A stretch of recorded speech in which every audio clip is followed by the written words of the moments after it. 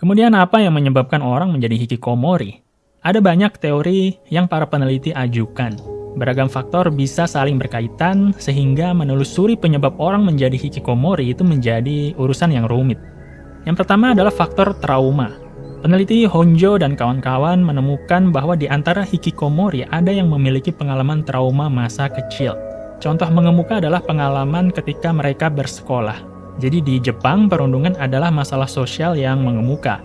Sejumlah hikikomori mengkaitkan masa lalu mereka pernah dirundung, seperti diejek, dikucilkan, dan dikasari secara fisik oleh teman sebayanya. Maka tidak heran bolos sekolah atau futoko adalah diagnosis yang paling umum dalam ranah psikiatri dan anak remaja. Profesor Saito sendiri menjelaskan bahwa bolos sekolah itu sering menjadi perwujudan pertama dari perilaku penarikan diri, dan sering juga menjadi pemicu seseorang menjadi hikikomori. Hal ini didapatinya dari 69% kasus yang diamati. Yang kedua adalah faktor sosioekonomi.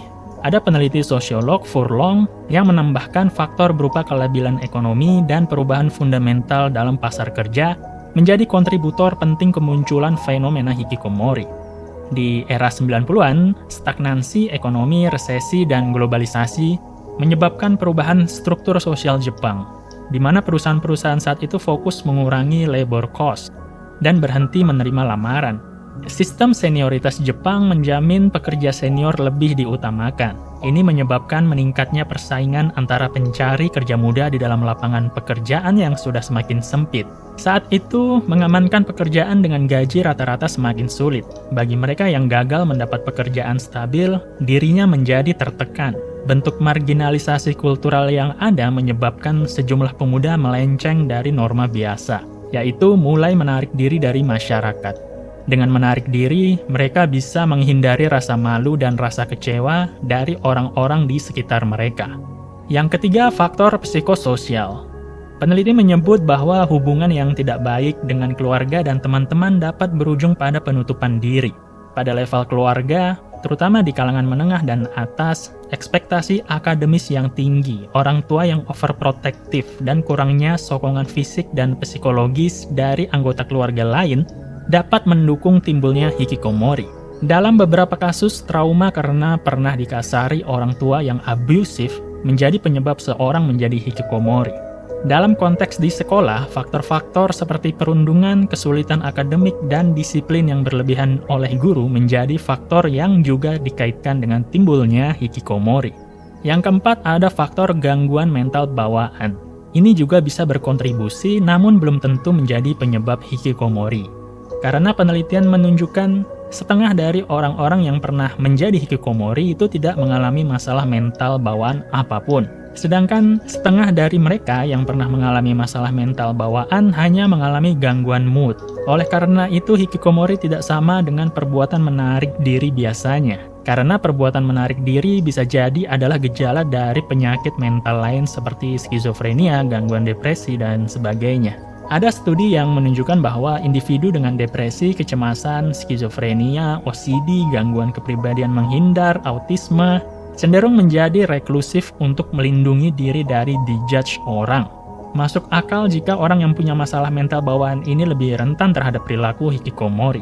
Sekitar setengah hikikomori Jepang juga memiliki masalah mental bawaan seperti depresi, yang memaksa mereka menjadi reklusif karena perlu menghindar dari dijudge oleh orang lain.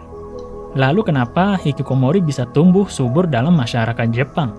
Sejumlah faktor sosiokultural bisa menyokong tumbuh suburnya fenomena hikikomori. Menurut peneliti Ogino, ada 3 faktor sosial, yaitu generasi dewasa muda saat ini sudah berkurang minat dan motivasinya. Kemudian kemapanan ekonomi keluarga menyebabkan berkurangnya pengabdian pada nilai-nilai budaya kerja. Kemudian akhir-akhir ini orang tua kurang disiplin dalam membesarkan anak-anaknya katanya. Kemudian peneliti Nakamura dan Shioji mengatakan secara tradisi, anak-anak biasa hidup bersama orang tuanya hingga menikah. Seorang hikikomori yang menganggur bisa bertahan hidup bertahun-tahun lewat kedermawanan orang tuanya. Anak-anak yang cenderung memiliki kamarnya sendiri memberi tembok pemisah dari dunia luar. Orang tua dari hikikomori ini cenderung mendedikasikan dirinya untuk memenuhi kebutuhan dasar anak hikikomorinya, namun kurang memberi dorongan untuk mencari bantuan bagi kesehatan mental anaknya. Hikikomori juga secara tidak langsung bisa didukung oleh perilaku bergantung yang disebut amae. Jadi peneliti psikiatri Takeo Doi menjelaskan bahwa orang dengan perilaku amae bersikap egois, manja, dan bergantung pada pengasuhnya, dengan keyakinan pengasuhnya itu akan memakluminya. Peneliti Naoji Kondo menyebut rasa malu dan kecemasan sosial itu relatif biasa dalam budaya Jepang. Bahkan dalam ranah psikiatri, gangguan kepribadian menghindar telah dilaporkan menjadi gangguan eksis 2 yang paling umum di Jepang. Hal ini mencerminkan adanya kontribusi pembawaan genetik, faktor lingkungan, dan kombinasi keduanya.